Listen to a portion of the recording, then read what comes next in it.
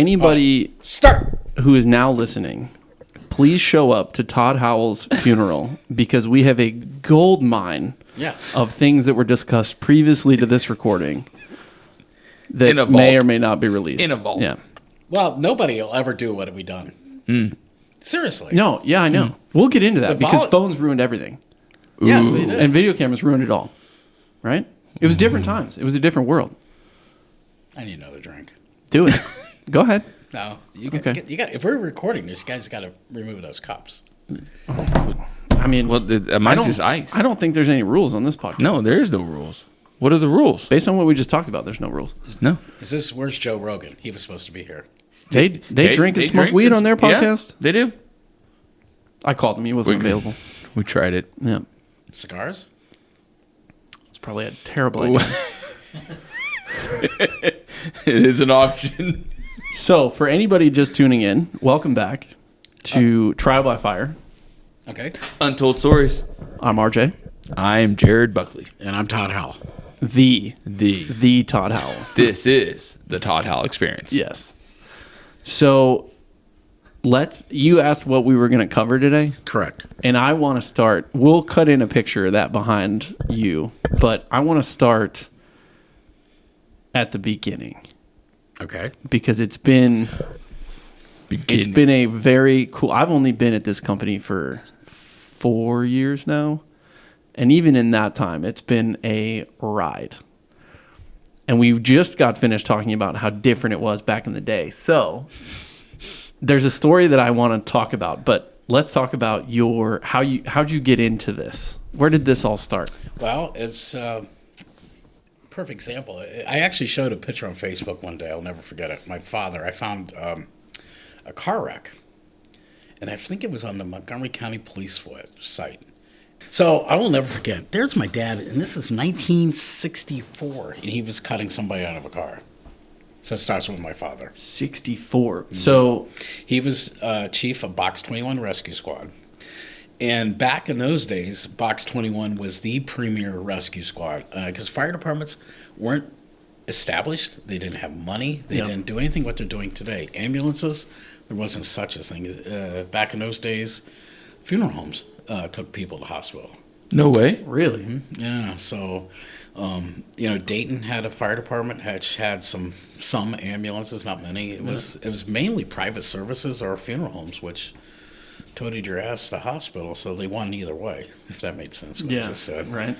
And so things were very, very different. So my father was instrumental, unbelievable what he did back in those days. What I mean by that is he knew how to raise money. He knew how to run the rescue squad. It was 100% volunteer, which was really cool about Box 21 back in those days. And they were the premier rescue squads from the 60s, 70s, and 80s. And pretty much 80s when the fire departments is when they start taking over and actually becoming something. But what was really cool about Box 21, my dad knew how to raise money. He knew how to handle people. And he was probably the chief for, 30-some years. And that's how I got started in this business. He had a company. It was called Howell Equipment Company back in those days. And I'm talking the 70s. And he sold construction core equipment. Of course, he was chief of the rescue squad, which was huge. Another thing, back up a little bit. If you're on the rescue squad, you had to be a deputy sheriff. Interesting. So you were all, rescue guys. Yep. And you were also deputy sheriffs. So if anybody ever got in trouble, such as, there used to be a fighter officer got in trouble, well, the heavy rescue truck, which was 201, would respond. And they would all respond on all major auto accidents, drownings, fires. Box 21 was it back in the 70s, 60s, and 70s. It was really a cool organization. The people there were really cool. And he knew one thing he made nobody realized how well he was raising money. Yep. So most volunteer fire departments, their number one goal to fire chief is raise money. Absolutely. Mm-hmm. Yeah, and back in those days, he knew how to get it. He was always on radio. Back in those days, radio was huge. They called Man on the Street. My dad was the man on the street. He was always on radio quite a bit because everybody, he was a popular guy. He knew how to get money. He knew how to take care of buy the right equipment and subsidize the rescue squad. And it was pretty cool back in those days. It was also cool that they were all deputy sheriffs. Yeah, that's interesting. Yeah, that's crazy. My dad had a gun with no bullets. He was truly the no bullet guy. No way. Yeah, but back in those days. Yeah. Yeah. Different. It's so different. Yeah. He kept bullets in his pocket or his gun belt. Yeah. Have a magazine in, or you just... That I don't know if you call carried magazines. revolver. You had your bullets. It was a revolver. It wasn't. Oh, that's true. Yeah, and I don't even. It was you had bullets in your pocket. You always had bullets in his handcuff case. So did he get into the like rescue equipment or Howell equipment side because of Box 21? Because he was like outfitting it or whatever? Correct. Yeah. So in 1972, back in those days, he had mechanics in the back of the shop which were working on construction equipment. He had a very good business going until Jimmy Carter came around. Jimmy Carter destroyed companies back in those days. But he had a great company going. He had several employees, and one of them came up one day to my father, and his name was Floyd.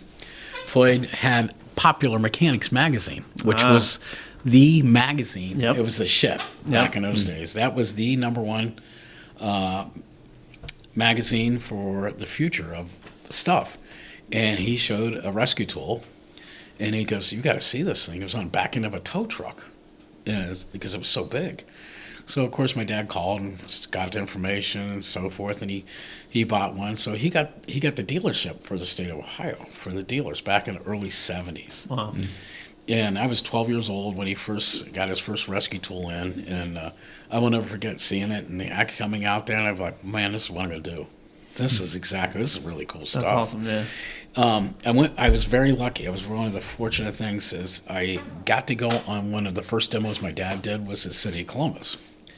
And I will never forget this, early 70s at Greenlawn in city of Columbus on McFadden Avenue.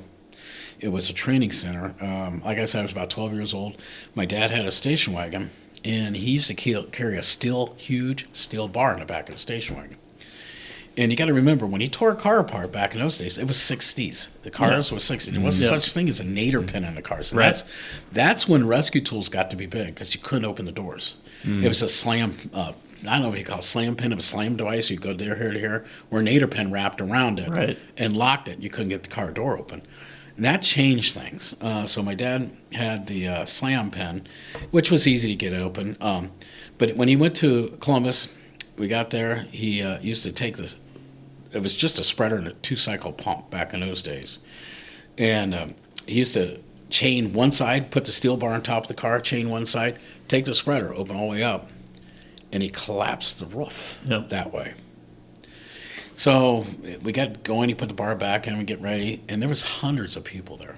We had news reporters, we had the mayor, we had the chief staff, everybody was there as possible this is big. Yeah, no doubt. Really, really big. And I will never forget, he goes up, pops the door. Raises the roof up the car, pops the door. That's it. That was the demo. Yeah. Because that's all you had to do back in those days. And, of course, we get done. One other thing I forgot to say, what was really cool about this is the news reporters. And what I remember about them is they had the hats, pens, cigarettes. Old school. wooden tripods, the old reel-to-reels. Mm-hmm. And that was it. That's a movie. So you see it in a movie. Like that. It was one of the coolest things there. That's awesome. We got done, and we wrap up, and I was very fortunate to be involved in this. And so we ended up going to German Village. It was Fire Chief Ray Fadley, of course, Dan Davis, who was a rescue chief. I love Dan. He was a great guy.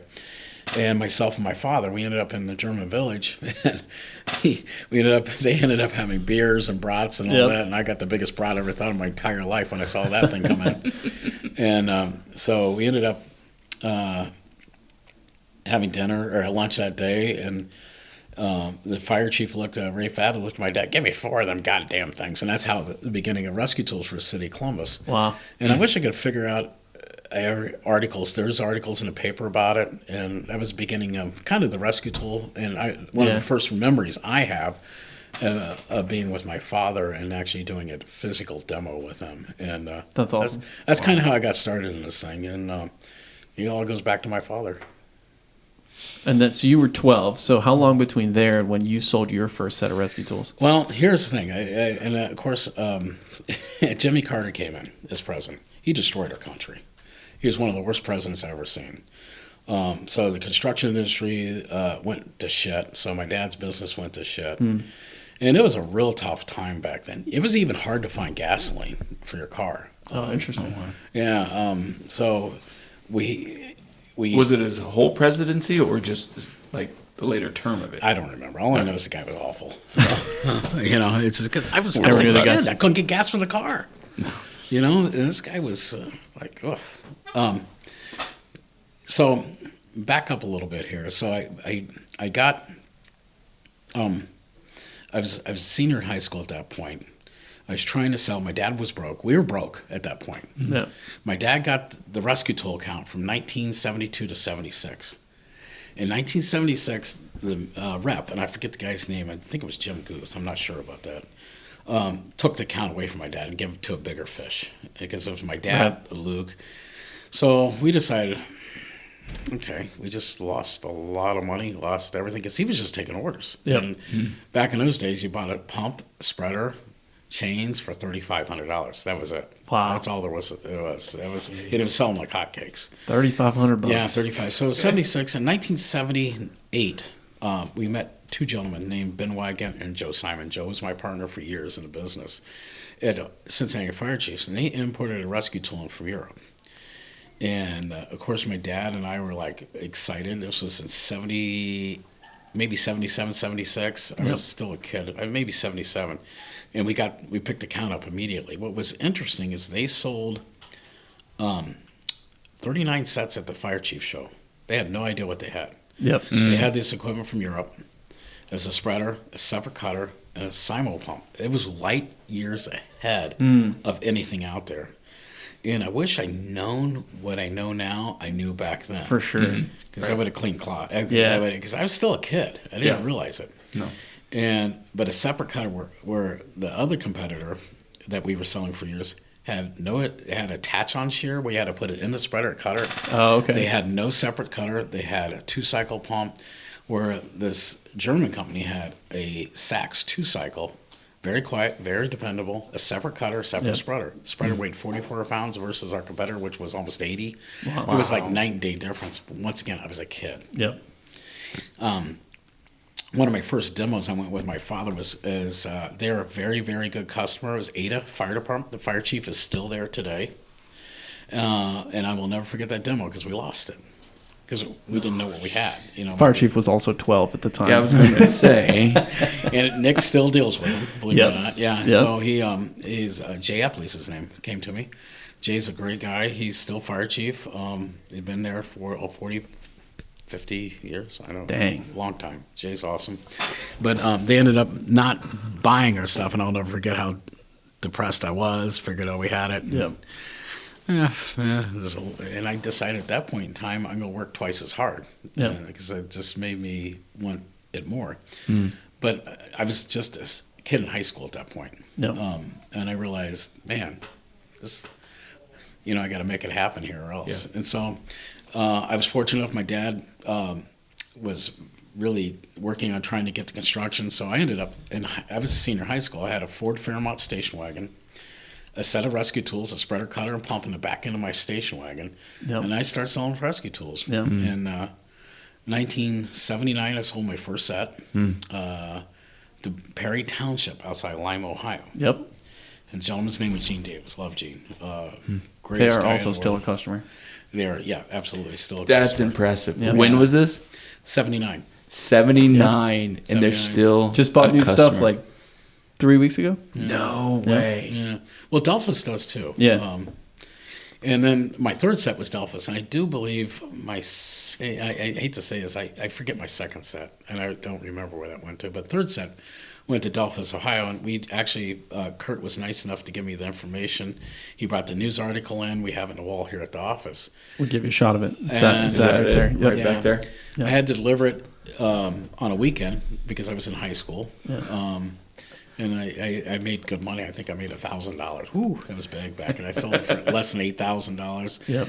And that was kind of the beginning how I felt that I decided not going to college. I'm just going to start selling rescue tools. And Yep. the biggest thing is I'm going to go back a little bit here, is I just wanted to get even with these guys did what they did to my father. Yeah, for sure. And I was not happy. I was pissed. Yep. So to get even, I just started working twice as hard. I will never forget this. I went to a show, and I was still a senior in high school in Toledo, Ohio. It was a hotel downtown Toledo. It was up on some high floor. I forget what it was. I toted all my equipment up. And the guys who took the account away, it was a fire truck manufacturer in Ohio, and they thought their shit didn't stink. They came by and started laughing at me. I will never forget. All of them. They were drunk. There was 3 of them. They said, we're going to put me out of business. I have no fucking clue what I was doing. And that really pissed me off more.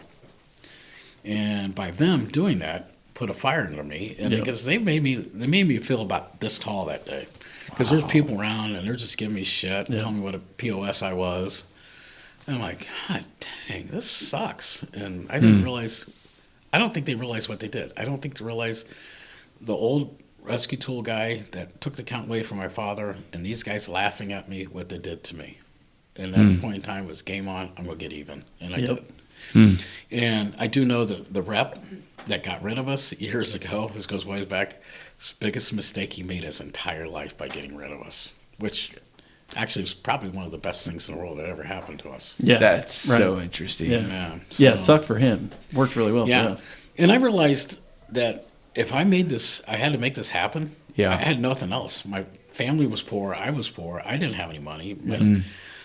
Jimmy Carter killed us. He killed my father, his business, because that guy really destroyed the economy. Tell us how you really feel about Jimmy Carter.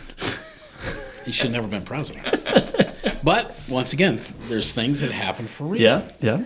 So it got me into that point. And so going forwards, and I started selling this rescue tool for years. And then the guy who was importing the rescue tool from Europe decided to make his home here in the United States. And I might be missing over quite a bit of the stuff. That's okay. Track. So yeah, it's okay. We're good. We're here. We're running. So keep a couple things in mind. Back in those days, I was a cadet on the little town I live in, which I loved. It was a public safety department, so I was still involved with the fire department. It was really cool because those guys were police, fire, and medic all in one. Yep.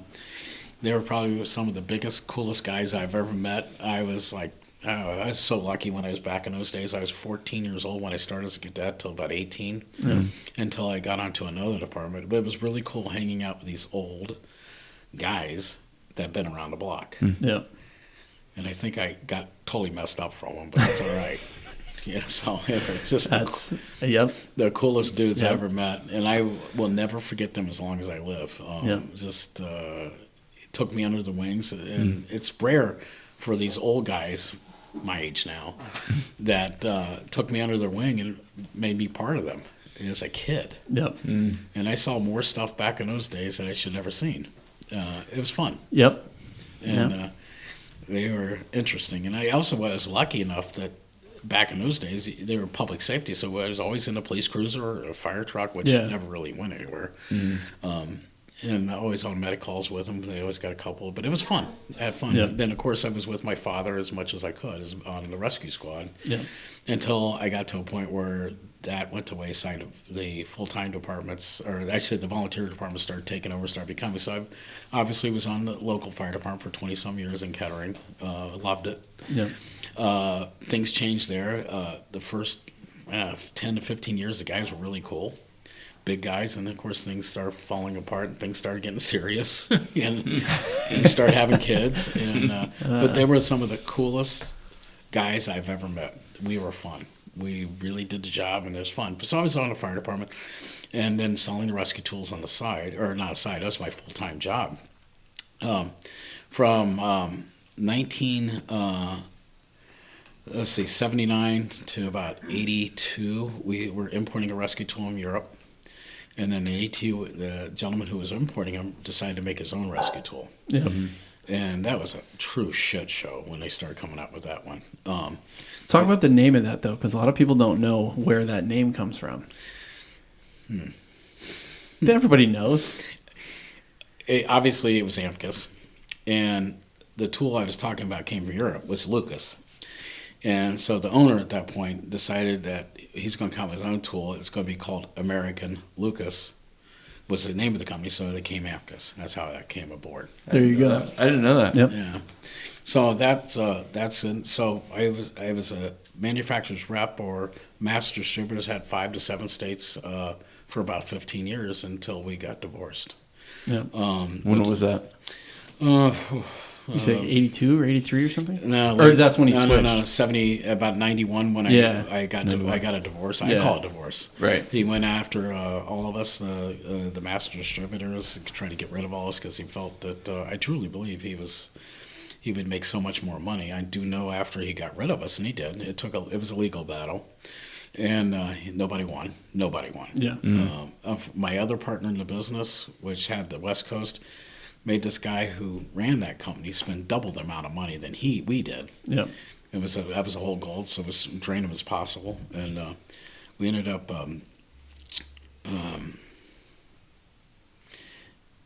nobody won. We ended up doing our own thing. Yep.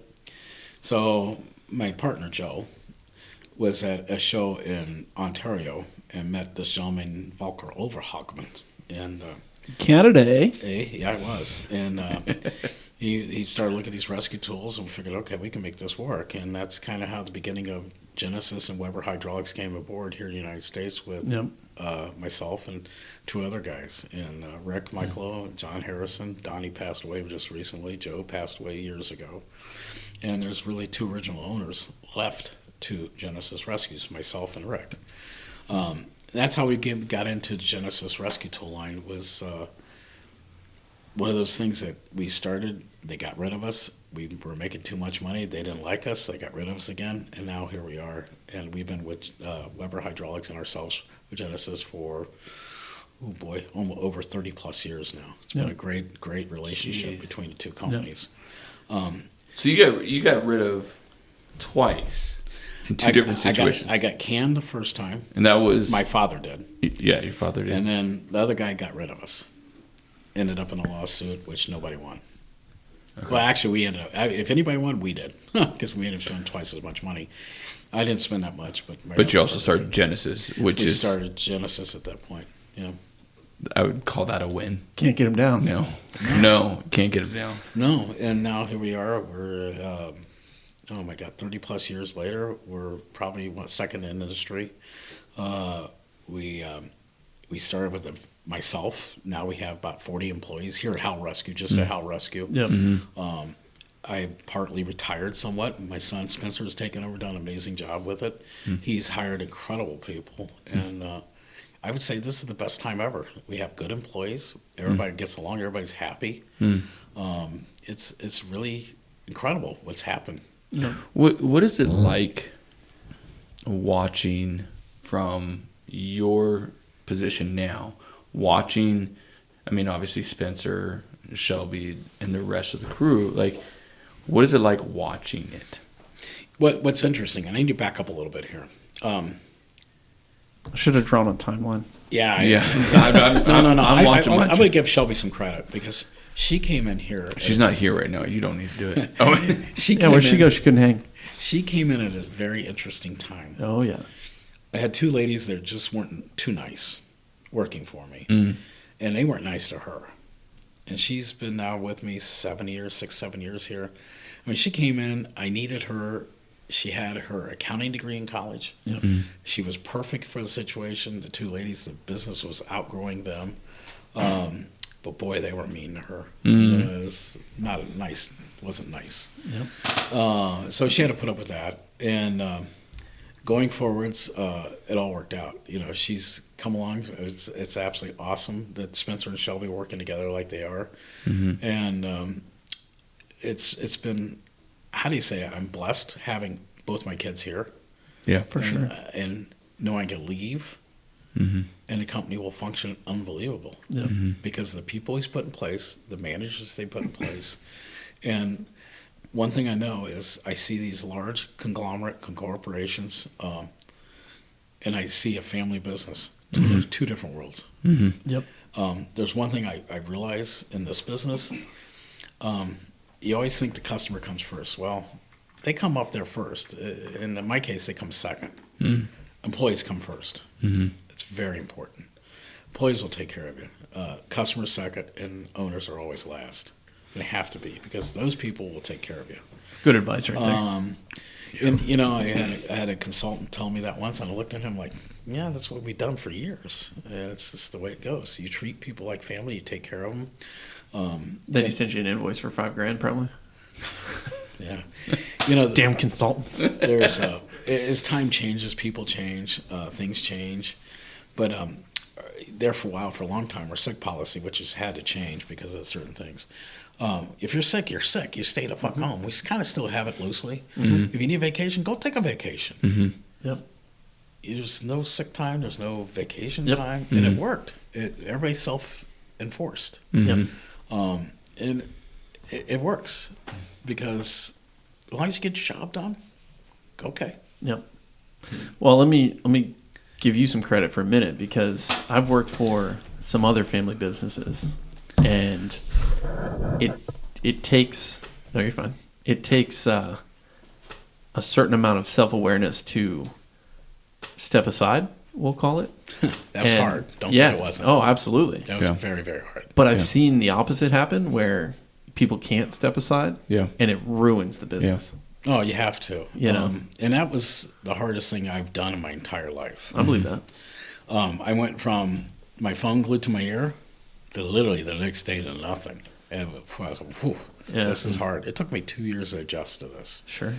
Didn't expect that. And I hear all my fire friends, they have a hard time. I understand it. Yeah. When you live in a firehouse 24 or 48, you get off and you're not with the guys chuck-a-lucking, and it's a whole different story. I was still here, but it was still very different. Right.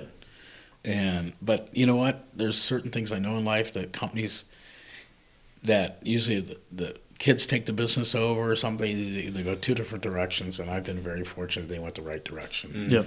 So it's and I tell you what, Howell Rescue is the best I've ever seen managed ever. And it's absolutely a compliment to both the kids and the staff. Well, and jokingly, I said this is the Todd Howell experience. Except for it kind of wasn't a joke. It kind of was. No, it absolutely was not a joke. Yeah. And not just because it's this podcast, but being around you guys for the last year and a half. So meeting you guys over a year ago or whatever it was. Yep. Watching what you guys have built and connecting with people outside of this company has been one of the most impressive things I've ever encountered. And I shared this with you guys last night, you and Spencer. I look at this and say, what you built, whether it was on purpose or an accident, Both. Yeah, right. What you built is much deeper than a business. And when you talk about family, like that is the culture of this business. Yep. And that is not an easy thing to do. And I'm not just talking about business. We're talking about regular families today and age. Yeah, there's one thing. I got to back up a little bit here. I got to thank one person that's really been heart and soul of this whole thing's my wife. Because Amen to that. Yeah, but when I was when I first started, I was gone for the first 20 years of my life. She'll tell you, I was never home. I was never home. You got to remember, when I first started, it was all volunteer.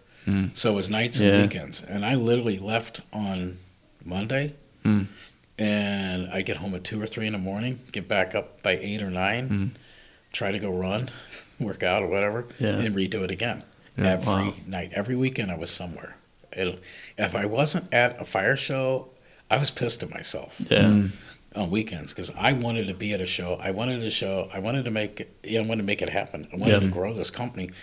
And thank God she was supportive of me, because she didn't see me for 20 years.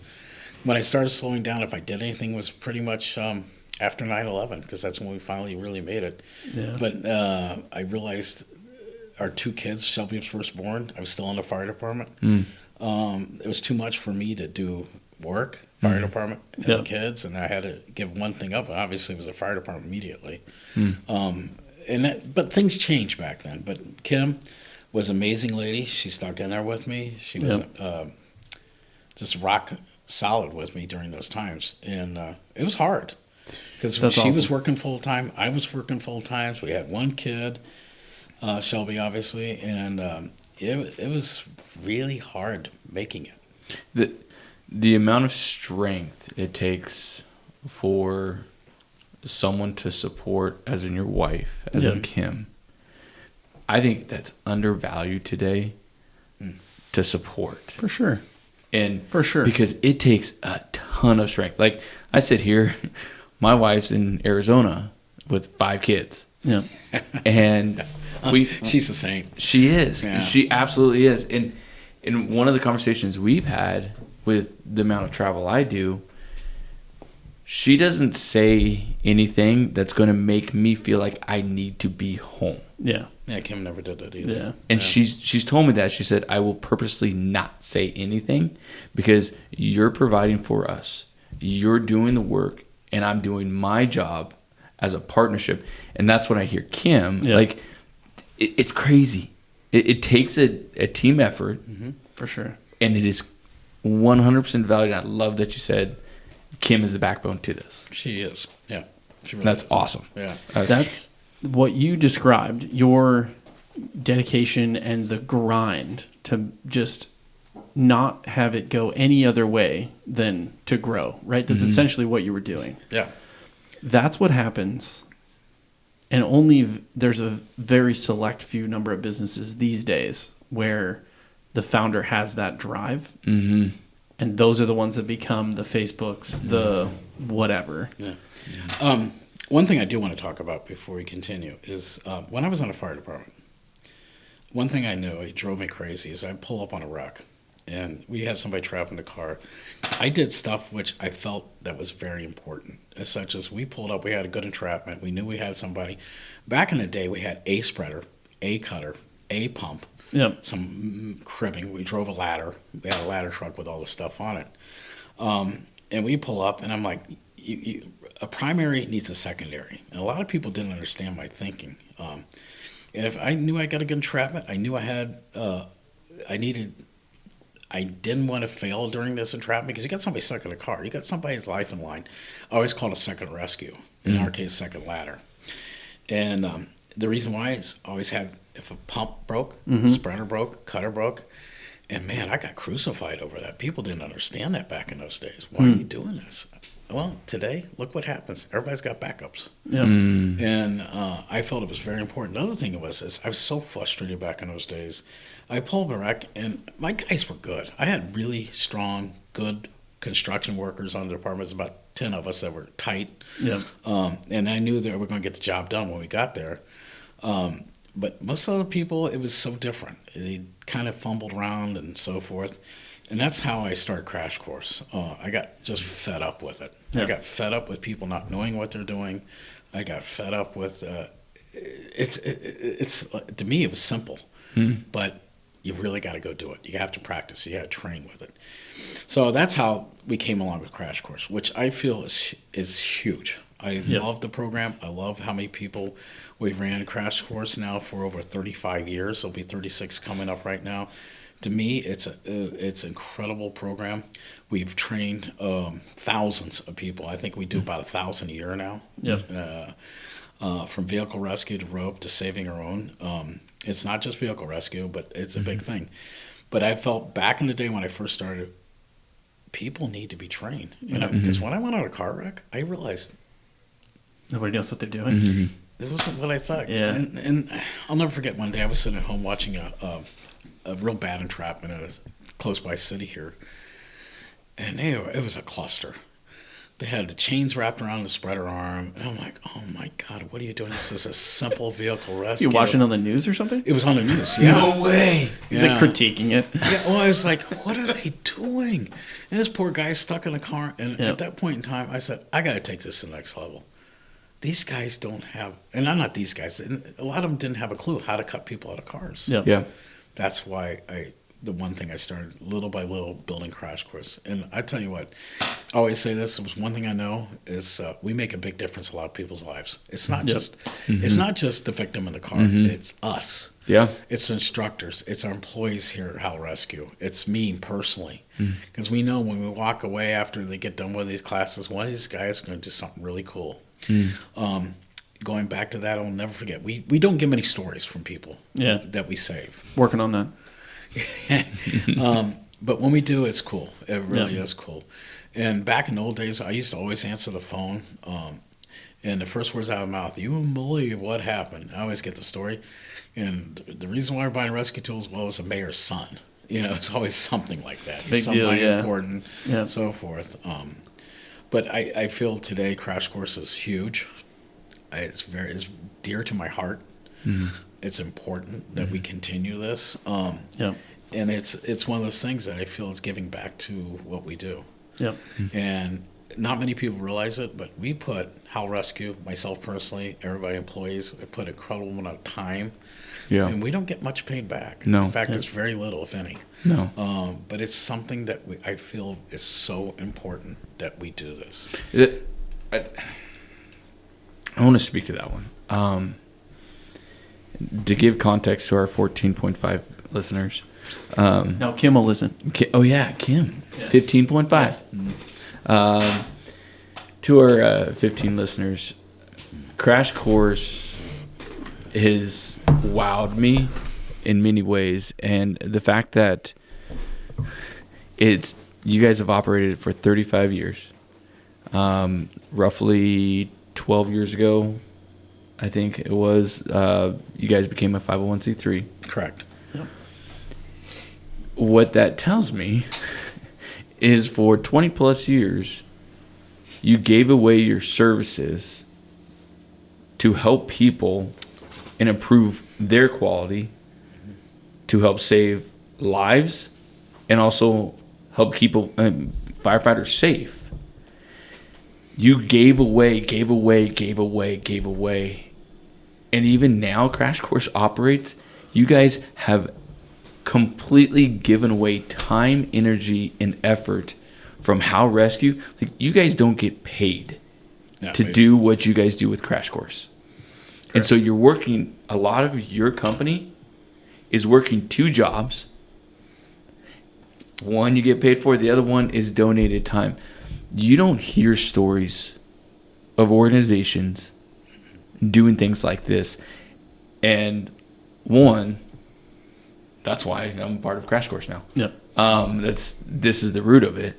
Ever since I met you guys, I have this idea to take your dream and carry it on to another generation. Oh, absolutely. Yeah, it has to. It has to continue.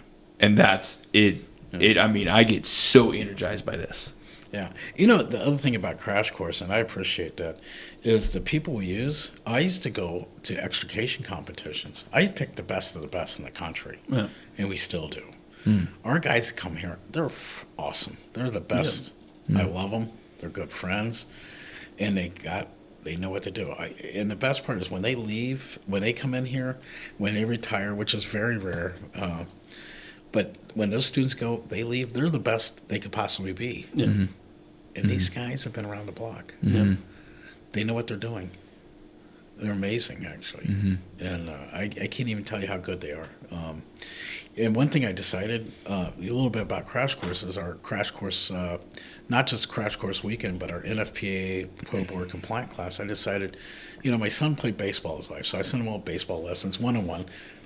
Why wouldn't somebody do one-on-one with rescue tools? That's more important than baseball. That's more important than some kind of sport. Sure, yeah. So that's how we started our NFPA class, Pro Board class. And the cool thing about it is it's 2 to 3 instructors, 34 cars, and a couple Yep. semis, industrial machinery, but it's 4 days long. And we had, I will never forget this, we had these guys, well-seasoned firefighters Yep. from city of Detroit coming downward, Yep. 8 of them. And, they glasses on, Too hillbilly cool dicks. for school. Yeah, and they're good Yep. guys. They turn out to be great guys. Yeah. And at the end of the 4 days, I go back to the class. Oh, and it was so interesting. These less than 18 guys, from volunteer to paid, different breeds of people. Yep. They're all friends.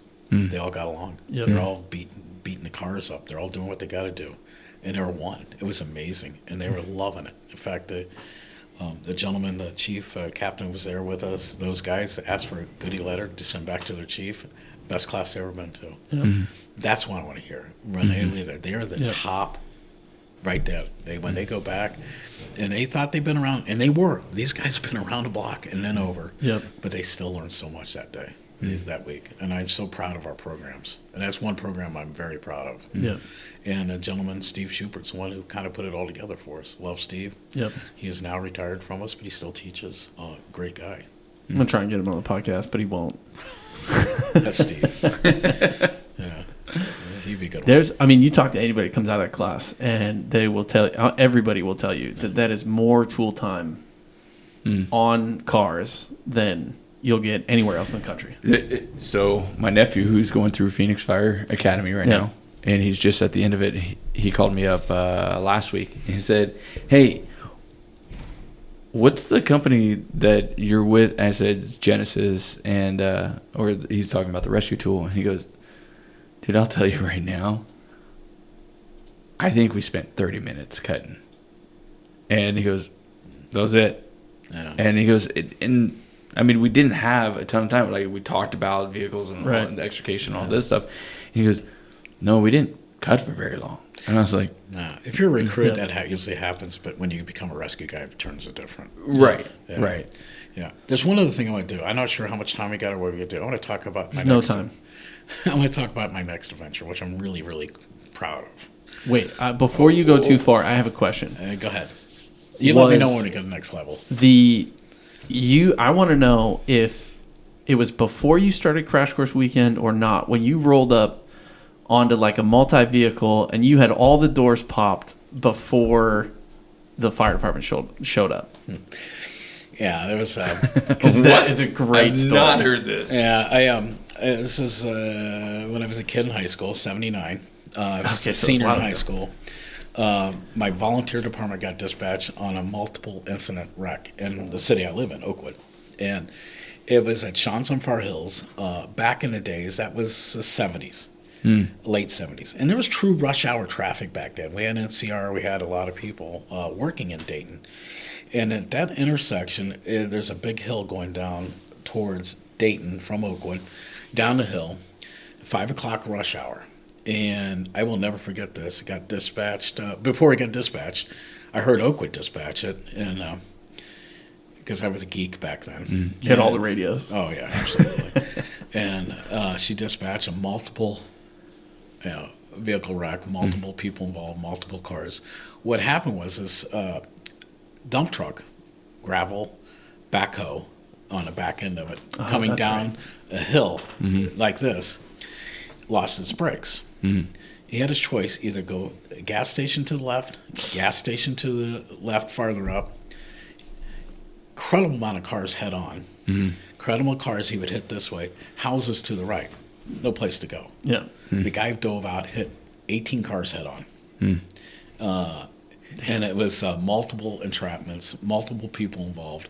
You got to remember, there was no incident command back in those days. Yeah. There was no such thing. So my volunteer department got dispatched. And I heard all this, like, there's no way I'm going to go to the firehouse. I got a set of rescue tools back in my Ford Fairmont station wagon. I'm going to the scene, which I did. And I pulled up, and you couldn't tell who was who. I mean, there's everybody everywhere. And so I started cutting people out, popping doors, walking. I was all by myself. I had a little pump. I had, it wasn't little, it was huge. It was like a 100-pound pump, a spreader, and that's all I grabbed back in those days. And I'll never forget, I finally walk up to the last car, and you got to remember, back in those days, there were huge old cars. Yeah. And so I was working it, and people started finally showing up more and more. Yeah. And I finally got to this last car, and I walk up, and I look at this guy. He's hammered. He looked like Otis from Mayberry. And I looked at, in fact, I called him Otis. Yeah. Because I looked at him and said, I can't get out. I said, okay. And I said, Otis, you okay? I'm fine. I just can't get out. I said, okay. Well, here's what I'm going to do. I'm going to pop your door. I'll have you out here in a second, but don't move when the door comes open, and we'll see what injuries you have. And he goes, he looks over, sees the spreader, sees me popping there. Wow. And I said, Otis, I'm going to get you out. This guy was hammered. I'm going to get you out.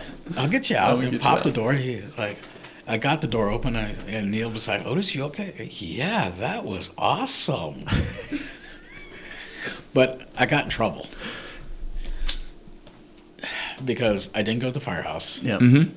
I cut everybody out before the ladder truck got there. My guys got there. They were okay. The captain was pissed at me, wrote me up. The fire chief tore the paperwork and threw it out the door. And that fire chief was one of my best friends. He was not best friend. He was a good friend. I loved him. He's an older guy. He was one of those guys that his name was Jim Fry, one of the best fire chiefs I ever worked for.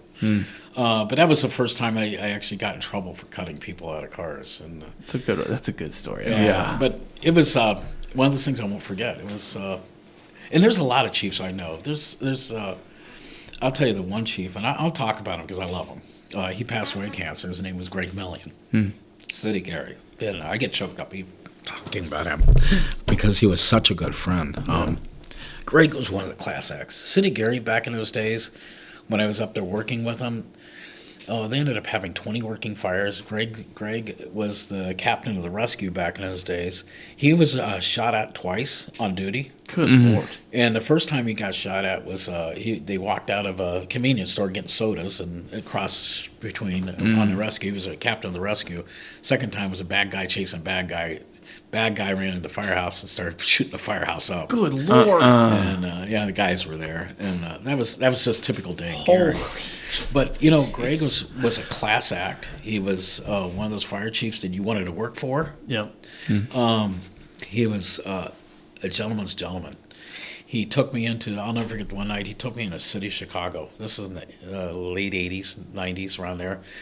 And it got me at the hotel at midnight. I'm like, what's Greg doing? So we got in the fire chief's car. He was chief at that point, training chief. So we ended up going, he showed me all Chicago. We went down underneath, all around. That's ended crazy. up in a bar at 2 a.m. in the city. Had sandwiches were incredible. And but it was, have you ever met somebody you're just like, holy shit, this guy's one of the best guys I ever met.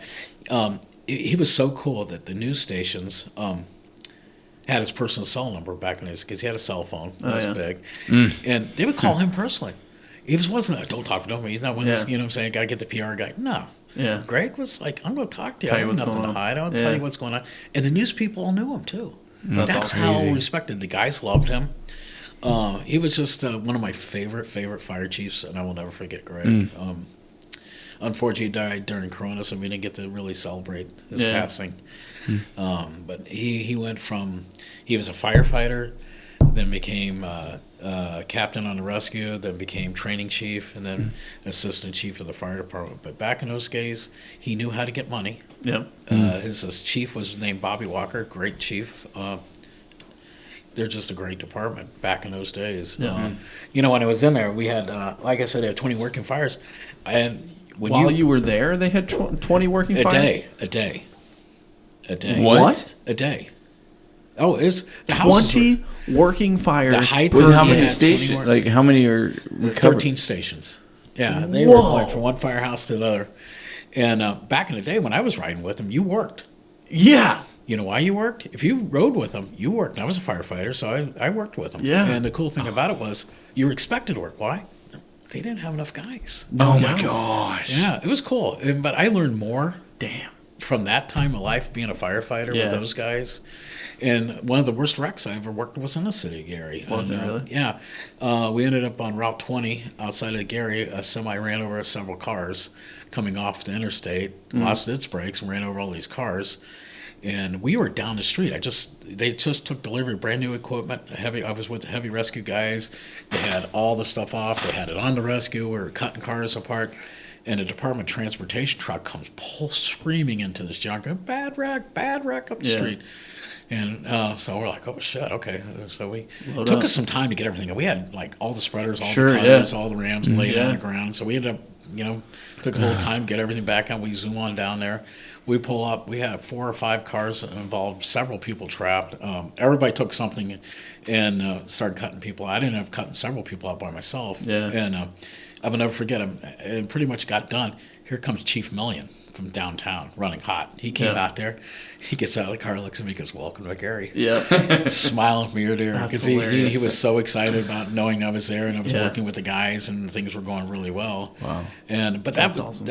I will never forget. He's one gentleman that was one of the coolest fire chiefs that I had the highest respect for. Yeah. And he was true firefighters fire chief. Yeah. The guys loved him. Yeah. And he fought for the guys and he got the money for the guys. But I just had to tell you because it was one guy I will never, ever forget. And I miss him. I love asking, we've had plenty of people on at this point, but everybody's got that one guy or girl that, you know what I mean, essentially changed their life. So that's awesome. Yeah, Greg was one of them. And I'll never forget, I brought him here to Dayton. They were getting a minor league baseball team called the Rail Cats. The Rail Cats? In the city of Gary. If you've ever been to Gary, you'll see the baseball field there. Okay. And I brought him to Dayton because we just got a new minor league station. So Chief Walker and Greg Milley wanted to come see what they're in for. And, I see. So they were doing like some recon about covering it? About their stadium. I gotcha. We just opened Dayton Dragons up. Yeah, that's cool. And they're sitting there looking at the lights, and they're like, boy, they're going to have fun shooting these things out. Okay. Gary's a whole nother beast. In line of this, I'm going to ask my funny, weird question. I want to see how he answers this. Mm-hmm. I'm going to phrase it differently. Did you ever say, how is that possible? No. After seeing On a call? a call. You didn't think about it. You just went on. You just did it. Yeah. You went on to the next one. Yeah, you were like, what? That was crazy. Like, I wanted to, what, in your mind, you're like, man, I'd love to see a video camera. How'd that just happen? Oh, the accident or whatever? Yeah. Oh, yeah. Yeah, but, on the other hand, no. I hate to say this. I was kind of... Numb to it? Yeah. Next. Different times. That's it. That's fascinating. But you got to remember, we That's didn't fascinating. have cameras. We didn't think about that because they weren't around. That is interesting. That is interesting. Yeah. It wasn't even a thing that you could pull up, No. so it didn't matter. You couldn't even record TV shows. No. You didn't care. It just went on. That's crazy. That's fascinating, actually. I I never really thought even thought about that. Yeah, there was no cameras. And So actually... it wasn't even something that crossed your No. mind? I tell you what, I like those days. Yeah, well. Well, People because you're didn't not judge you. Yeah, you're not reliving an incident. Yeah. Because you don't. There's no. If you did something wrong, you weren't crucified. Right. You know. You didn't have to constantly worry. Yeah. No, it was a different story back Yeah. then. It's like I told my That's kids. crazy. That's I told fascinating. Spencer and Shelby that they'll never do what I've done. Yeah. You'll never ride a rescue like I did. You never do it. The funnest times I ever had was riding with these guys, Cincinnati or Columbus. Those guys were my favorite. Cincinnati, I loved riding with those guys down there. There was a lieutenant on Heavy Rescue 52 at Ed Emily. I will never forget riding with him, Gene Lucas. Gene was not, he was just a grunt. I could name all kinds of names. Yeah. And these guys were unbelievable rescue guys. Yeah. And I had the highest respect for every one of them. And even at Columbus, there was a lot of guys there I will never forever forget. Yeah. Really cool people. One thing I'll never forget about City of Columbus, there was a Station 16. There was a gentleman who was handicapped. He was in a wheelchair. His name Bill Dorsey, who raised a lot of money for the city, raised a lot of money for the firefighters. And Station 16 took care of him like he was true family. Sure. And I will never forget that. This guy was handicapped. They went down and got him from his house every day. He was an older gentleman. And if he couldn't make it down to the firehouse, they went and got him and brought him down and made sure he was taken care of for the day. And he ate from the morning to evening until he was ready to go home. And That's awesome. Took him home. And that's this cool stuff I won't forget. Yeah. And the guys behind that were the coolest. They ended up finding him dead. Damn. You know, and it was Station 16. Brian Mills was the guy's name who went down. He didn't come down to firehouse. Yeah. And, so they knew something was wrong. Oh, yeah. So it was cool. So, you know, you see stuff like that, and you're like, this is, like, the best. Yeah. You know, and you see, and of course, I got, those guys were the funnest guys to ride with. Yeah. Yeah. The one thing I'll never forget, I was riding with Rescue 2 in Columbus back in those days. I walk into the firehouse, and this is, about 6-7 years ago. Every guy there was 60-plus age. Yeah. 30-plus years on the service.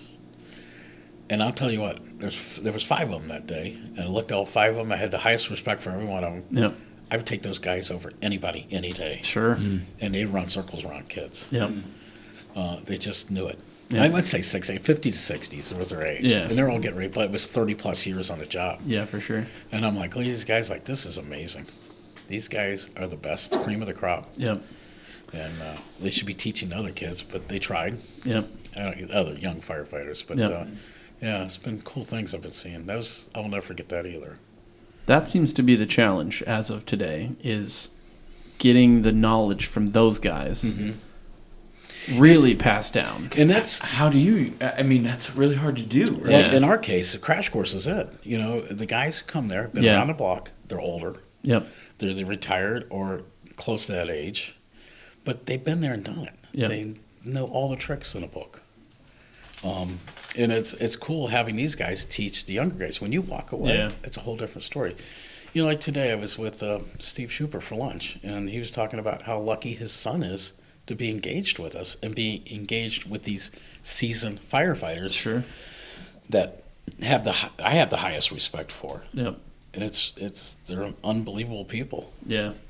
Yeah, we, having that caliber of people, I mean, we got guys from Ohio Task Force, we got Kentucky Task Force, and it feels like that instructor pool is getting bigger and bigger, which is really cool to see, because we're getting some pull from Indianapolis and Pittsburgh, and so that's pretty cool. Really good people. Yeah. And there's not the competitions. I don't go to them like I used to, but back in the day when I first went, I picked out the cream of the crop. Yep.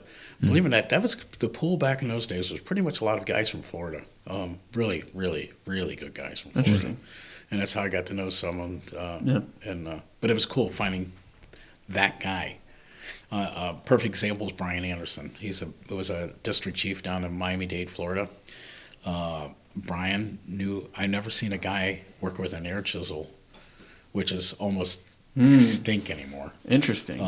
But he was my man. Yep. I saw him at an extrication competition making the thing look like it was nothing, and cutting the car up with it. You're it. And he did. He came up, taught for us numerous years, and a lot of guys with chains. And it wasn't just with the power tools for crash course. It was all the hand tools and so forth back in those days when we first started. But it adapted to power tools. So if you learn how to use that stuff, it was that. Watching somebody who's good with an air chisel is impressive. Yeah, it is. I'm going to back up a little bit, too. I'm going to give some kudos to, when I first got in this business, I worked with a gentleman named Bud Sanford. And, of course, my dad also. Who really knew vehicle rescue. But Bud was an old soul, a fire chief of Sharon Township, which is the city of Worthington now. He was a tow truck guy. Bud knew how to work air chisel, come along, porta powers. This I'm talking early 70s, late 70s age. And he didn't believe in rescue tools, because rescue tools back in the beginning were not as dependable as they are today. That makes sense. You couldn't sometimes get them started for so forth, so you had to know the hand tools.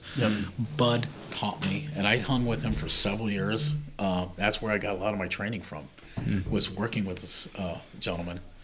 He was older. He didn't like rescue tools. At first, he didn't like me. Then he realized I was there just to help him and do whatever I had to do to get him through the class. Because he got a little bit feeble as he got older. But he was an amazing man. It was one other guy I'll never forget. And people don't know him anymore. It's kind of sad that this guy was.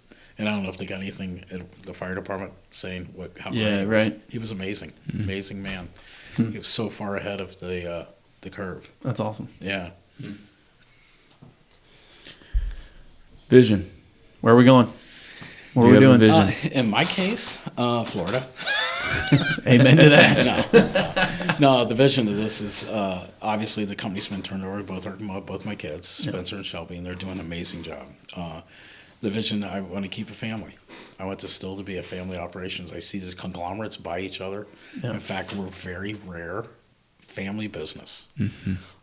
We treat everybody like their family, which should be done. It's important to keep the camaraderie together. A perfect example is the kitchen we have in our facility. Yes. The reason why I built this kitchen is I want everybody have. If we need breakfast, we could make food. We live here at office more than we do at home. So this is important to me. Even simple thing is having breakfast in the morning, which I cook a lot about. For everybody who's here. Love that. MVP, by the way. It's so MVP. undervalued. Like, it's a really cool thing. He legitimately comes in, cooks his breakfast for everybody to come in, whether it's fruit, eggs. I mean, I think there hasn't been a morning I've been here that you haven't made breakfast. Well, it's important. Why? Everybody's hungry in the morning. Yeah. You're so busy and so forth. And the other thing, I used to bring pastries, and I wanted something healthy. I don't want carbs.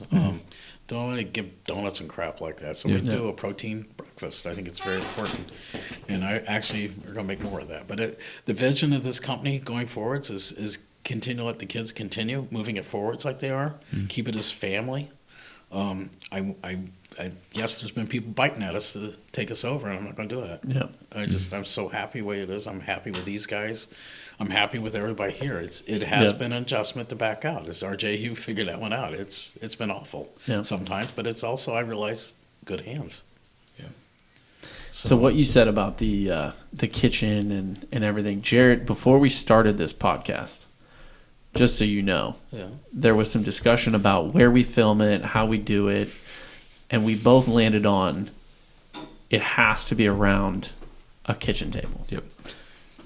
Because that's where real conversations happen. Yes. So that's why we're doing it here. There is some talk about maybe doing it at firehouses, but that's why we're doing it here. This is perfect. This is home. Yeah. If that makes sense. Yeah. And all this, I mean, like, who made this table? Oh, do it. That's a great question. Good job, Jared. A gentleman from, I'm losing his name right now. It sucks. It'll come back to you. Don't worry. I don't remember. It's connected to Steve Peterum. Yes, Chief from Goshen. Fuck. Yeah, Ed. Come on, help me here. Ed. But he made this table for us, and it's huge because I wanted the biggest table possible. And achieved it. Biggest table possible is achieved. Yeah, and it's like a firehouse. I wanted to be like a firehouse. I wanted to eat here like the guys do. I wanted to share breakfast. I want to share lunch. Whatever we could do. And I think those it bonds everybody. Correct.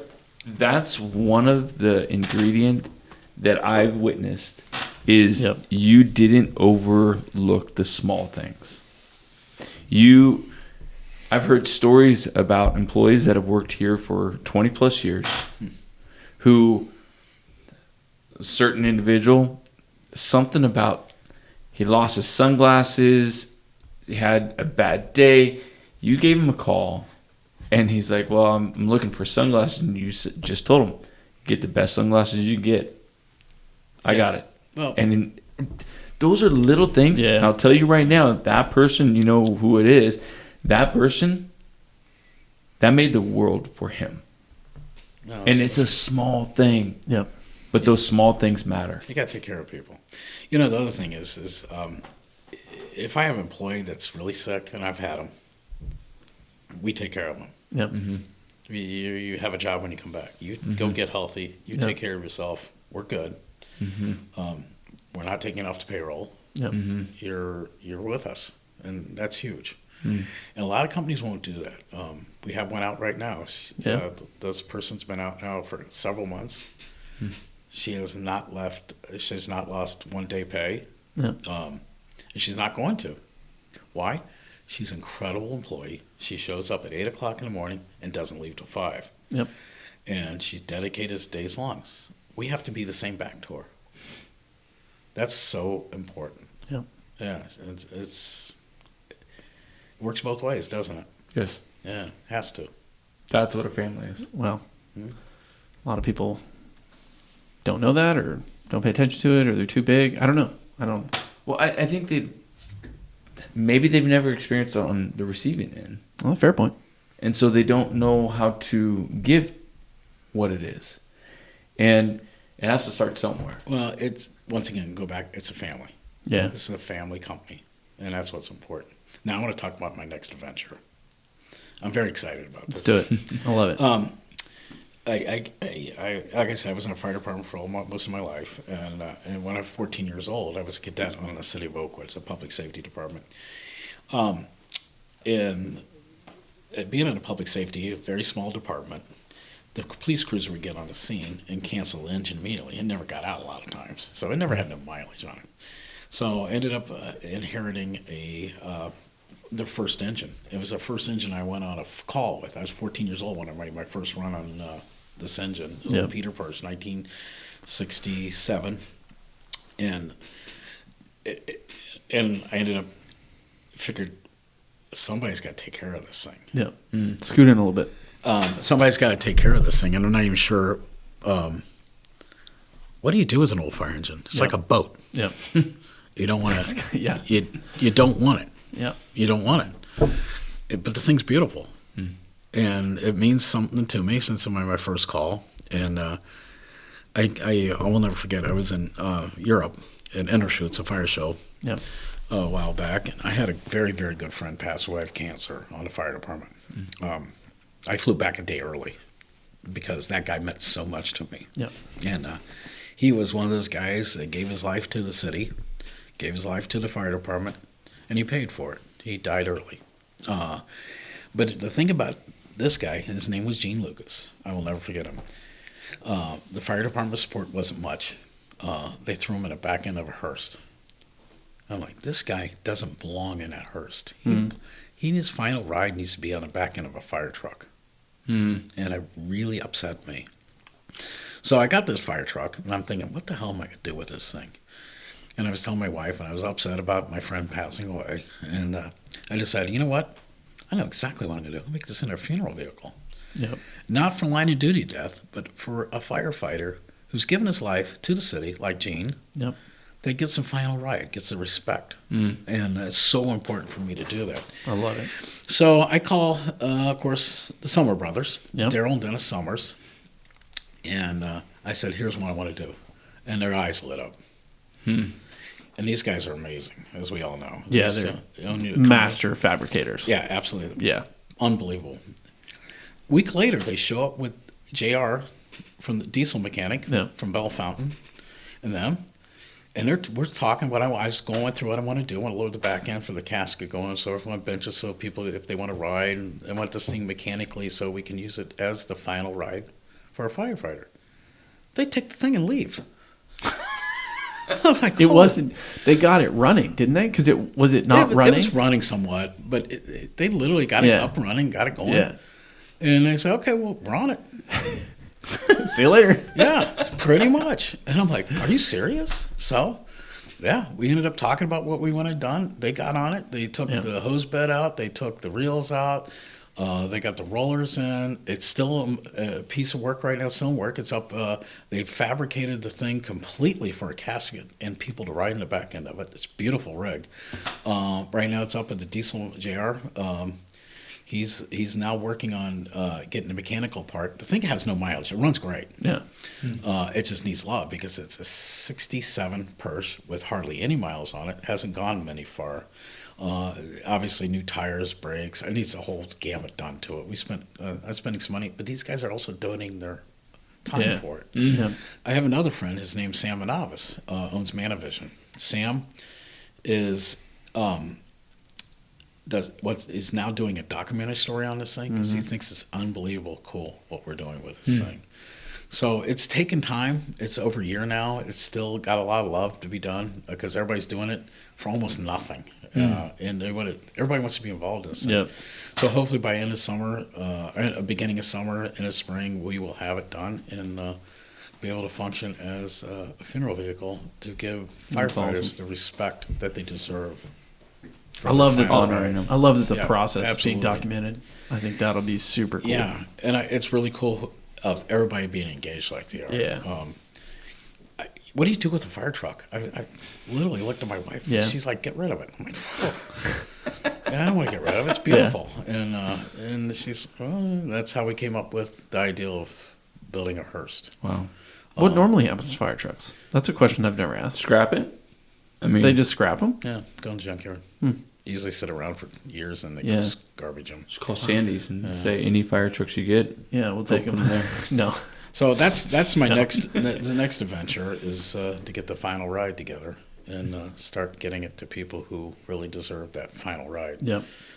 Just because I think if you've given your life to the fire department, it doesn't make a difference. You put 10, 5 years, your life's taken quite a bit down because of what you did. They deserve respect. If somebody listens to this down the road, how would you want them to get in touch to see if that's an option for them? We've got a website that we're going to work on called Final Ride. I'm not sure the name of it yet. It's just contact us by call Howell Rescue. Yeah. Get a hold of us. Or, once we get the website done, it is a division of, I'm going to run it through Crash Course. It'll be part of Crash Course. Yep. Yeah. I don't want to start another 501(c)(3). Yeah. I want to keep this as a nonprofit thing. And I do know that some of the funeral homes I've told what they're doing, they're all excited about it. Yeah, that's very cool. People ask if there's something special. Yeah. There's not much out there. Well, it's funny you're saying through Crash Course because I was in my head. I'm going, well, the mantra is train hard, save lives, honor lives as well, and I'm like, there's a tie there because it's an honoring. Mm-hmm. It is. Yeah. Yeah. And I think it's fantastic. Yeah. Yeah. Once again, I'm excited. It's the next adventure we're doing now. So I don't know how it's going to turn out. I think it'll turn out just fine. Yeah. I think it'll work. Yeah. Yeah. And I got people willing to do it, willing to drive it and so forth. Yeah. And I got to find a place to store it. That's my biggest issue I got now because we're out of room here. Oh, I don't think the biggest issue is where to store it. I think your biggest issue is Going to be like the waiting list. Yeah, exactly. Yeah. That never happens, but yeah, I understand. Well, you're going to get calls from different states, seeing how far it can go. Yeah, the problem is I'm only an hour away. That's the limitation to it. It's a 67. Yes, it's being rebuilt. But you will be asked. Big. It will be asked. How far will you go? See, now we're going to need a covered flatbed. We can put this thing up on the flatbed, drive it to New York. Oh, my goodness. Like where they take the cars where it's glass. Sandy's. Oh, you know what my. I mean? And we can display it in glass when you drive down the road. I'll call Sandy's. Yeah. Yeah, I'll get them done. But that's the next adventure I'm looking forward to getting this done. Going back to the future, I think I probably would address that, but it's things are very positive. Are we buying a DeLorean? See what I did there? That's a great movie. That's a great movie. Yeah. It's a great movie. It's good. Did I explain everything good? You did. I'm not missing anything. You miss anything? There's a lot of untold stories. Well, yes, there's a lot I can't tell. But some we can't. Some we can't tell. This is post production exactly. content or pre-production content. The one thing I'm very lucky when I grew up, I'm serious about this. No cameras. Yeah, made difference. Yeah, it was a fun time back then. Give us one because you met Kurt at Kettering, right? Yeah. So give us an insight into what that was like. When I first met Kurt, and he could tell you, he came from a very busy department called Riverside, Mad River Township, which is Riverside, Ohio. Very active, they're busy. And it was at Kettering. I was at Station 2 in Kettering, and we're high income. Not many fires. Well, not many wrecks. We did have fires back in those days during the winter time because fire prevention, all that wasn't there. We actually ended up fighting, but nothing like Kurt. Kurt did that. He came in the firehouse, and I look at him. I'm like, this guy's got his shit together, and I knew he'd be a good guy for us. Yep. And the captain I had back then, he looked at him and he and I was just a scumbag lieutenant, which was fine. We were doing the interview process, and I'm like, no, we want this guy. And because you're so busy, and I'm like, you have no clue what you're talking about because this guy's been around the block. Mm-hmm. He knows what he's doing. Yeah. We need somebody like him. So I'll never forget, we had a gentleman that was kind of handicapped. Kinda. Yeah, Okay. we'll go with that. We'll All right. stop right Got there. it. But he was on the firehouse. They Yeah. got him through somehow. I didn't understand that. We had a working fire. And Kurt comes in, they call him Yellow Hats as a recruit. Yeah. I had this guy up there who was not capable of doing what I wanted done that day. Yeah.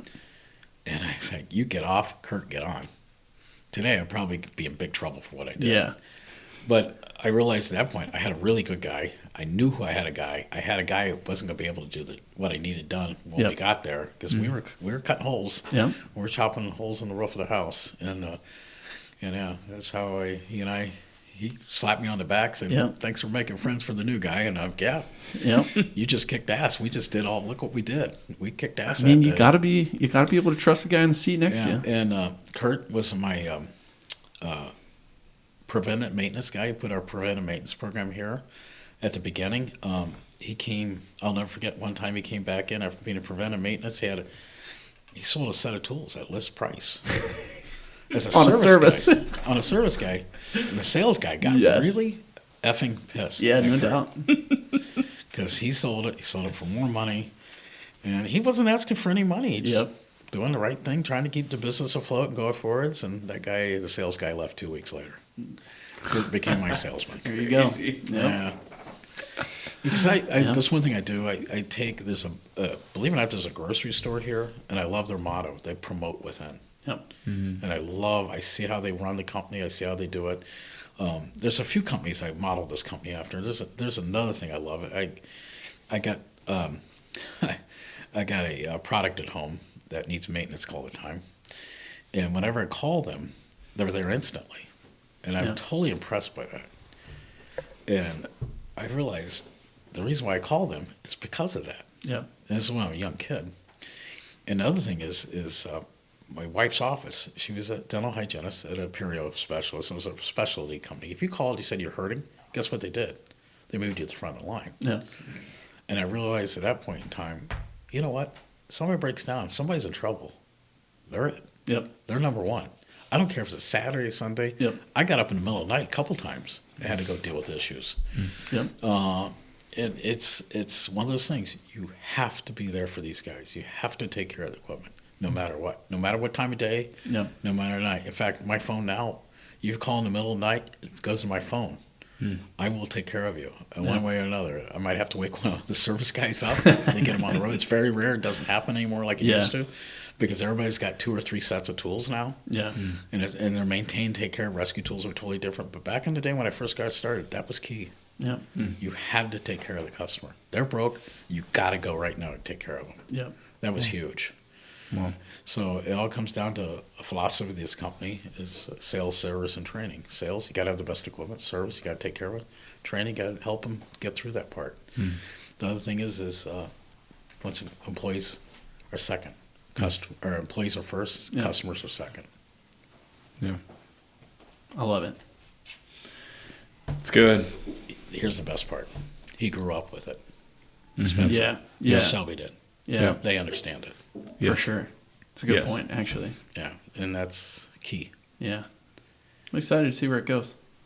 I have no idea. Look what's happened now. Taking over the world. Really. Little by little. Yeah. But you know what? Got to take care of the customer. You got to take Yeah. care of your employees. And I think the importance of growth at the right speed is an important topic too.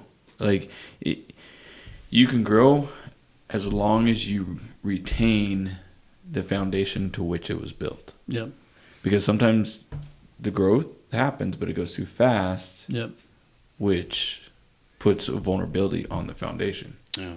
So I think the right speed to that growth is a lot what you guys are looking at right now. Yeah. Yep. There's one thing also Spencer has got a good group of people behind him that he works with that are seasoned business people. Yep. That totally understand business. He has good consultants, Mm-hmm. and he's done amazing job. And Shelby's been in the middle of the whole thing too. Mm-hmm. So it's huge. Those people have been huge to our lives. Mm-hmm. Yeah, for sure. And one thing about Shelby and Spencer, they have the same foundation I do. Spencer has an awesome girlfriend. Someday we hope she's part of the family. Mm-hmm. And Shelby has an awesome husband. And now we have a granddaughter, which is huge. Shout out. Yeah. She's pretty cute. She's fun. A lot of fun. Of course, there's Rosie and Olive and Feta. So we're all the fur babies. A lot of people don't know it, but they come in the office quite a bit. Yeah. The dogs are here. The kids are here. I mean, Rosie's been here almost every day since she was a puppy. Yeah. She's part like of the a true here. office dog. Yeah, and she loves it, obviously. So it's pretty cool. It's a family atmosphere. Yeah. It's felt. I think that might be a good place to stop. Thank you, guys. No, thank you. Thank you. That was, I appreciate you taking the time, sharing your stories. And Yeah. There's a lot more, but we're going to stop. We'll play the first part at your funeral. We'll drive around in a fire truck and we'll put a big old, you know, like in Vegas when they drive down the street, that big billboard. We're going to put that up on the fire truck and just play your videos. Kyle. All right. Hold on a second here. Kyle. Uh-oh. Do me a favor. I want a picture of us. Oh, Cam walking in that camera. We can't be seen. He can't be on camera. He can't be seen. Nobody knows what Kyle looks like. He's 7 foot Is that tall. like Wilson from... Yeah. Yeah. All right, here we go. 1, 2, 3. Thank you. All right. Thank you, guys. Thanks, guys. Till next time. Yep.